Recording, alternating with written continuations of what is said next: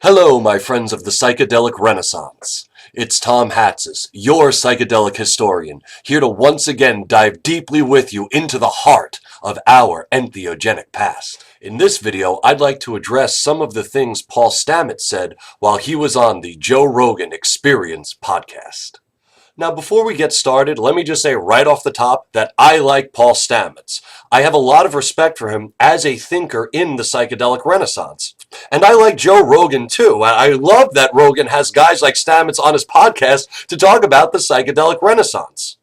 I see them both as truth seekers. And because I do, I believe that as truth seekers, they'd want to know what the accurate history really is. So let's go through some of Mr. Stamets' statements and see what he got correct and where I think that there are alternative and, dare I say, better historical explanations. Did you know that mushrooms were specifically banned from beer in the Bavarian Beer Act of 1516? Now, the law Mr. Stamets is talking about is known as the Reinheitsgebot, and it was indeed drafted in 1516, signed into law by Duke Wilhelm IV. The thing is, the Reinheitsgebot doesn't say anything about mushrooms. In fact, it doesn't say anything about any psychoactive or psychedelic ingredients at all. The law was written not to say which plants should be excluded from beers, but instead, quite the contrary, it says what ingredients can be included in beers. And in this case, the Reinheitsgebot, those ingredients are hops, barley, and water. The Reinheitsgebot actually has nothing to do at all with suppressing the use of psychoactive plant and fungal materials and putting them in beers. That's not why the law was written.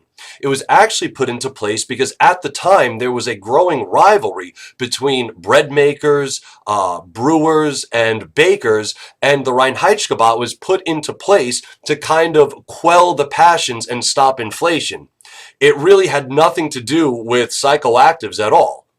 But back to Mr. Stamets. And mushrooms and henbane and other plants were used in meads, psychoactive beers, and celebrated by people practicing pagan religions in Europe. So I agree with everything Stamets just said there. Medieval and early modern peoples were absolutely putting things like henbane and mushrooms and cannabis in their beers and wines and meads. And these recipes would be passed down generationally, sometimes through villages, other times through families. In fact, if you were to drink a Pilsner today, Pilsner or a Pilsenkraut comes from the German word Bilsen, which is their word for henbane.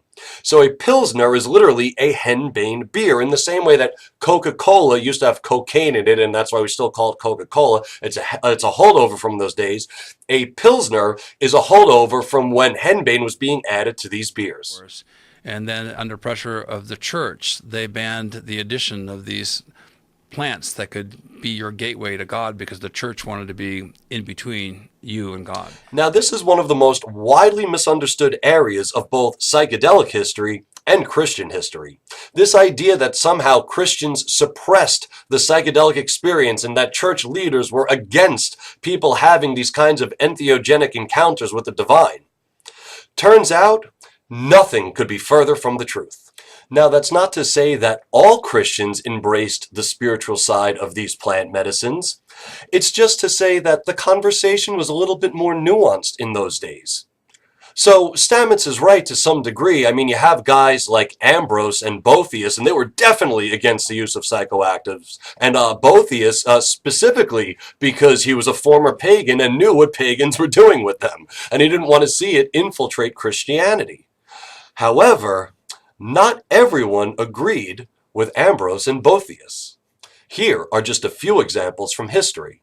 You have guys like Theodoret, the bishop of Syria in the mid-5th century, who was fond of smoking opium and then reading from the Gospels. You also have the preacher Macarius, who, according to his biographer John of Aleppo, would light up cannabis stalks before reading sermons to his congregation. There's also the anonymous Trudpeter Hohelid, dating to around 1160 of the Common Era, which offers us Christian psychedelic mystery symbolism using the entheogen mandrake. And I'm going to be reading now from Psychedelic Mystery Traditions, page 147. Quote, "The bark of mandrake root brings stupefaction. This root denotes God, the image of whom was Christ. On earth he was a man, for he is a medicine and a security for eternal life. He is the root, and the root's bark is the Holy Ghost. This means the numbing vapor which makes all lovers of Holy Christ sleep. So whoever wrote that was definitely not against people having these kinds of entheogenic experiences. I'm going to read you one more quote from page 148. This is from Thomas of Persane around 1190, who writes, "For the mandragoras symbolize aspiration through contemplation." So kind of when you take a psychoactive and think deeply about these different things, or if you sit around with your friends, you smoke a joint and have those great conversations, that's what he's talking about here. Anyway, sorry, continuing. This tranquility makes it possible for a person to fall asleep of such delightful sweetness that they will no longer feel anything of the cutting which their earthly enemies visit upon them. They will no longer pay attention to any worldly things, for the soul has now closed its eyes to all that is outside. It lies in the good sleep of the eternal.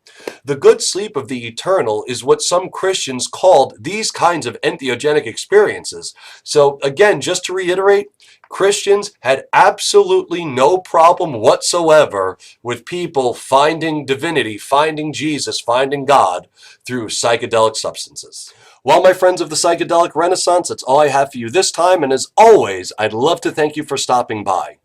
For me, psychedelic history is as sacred as the plant medicines themselves, and there really is a very deep global tradition of psychedelia, and that includes Western civilization.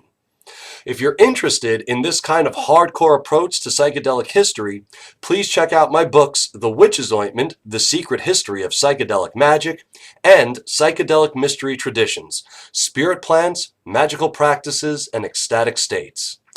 Until next time, I'm Tom Hatsis, your psychedelic historian, reminding you that you free your mind by using your brain.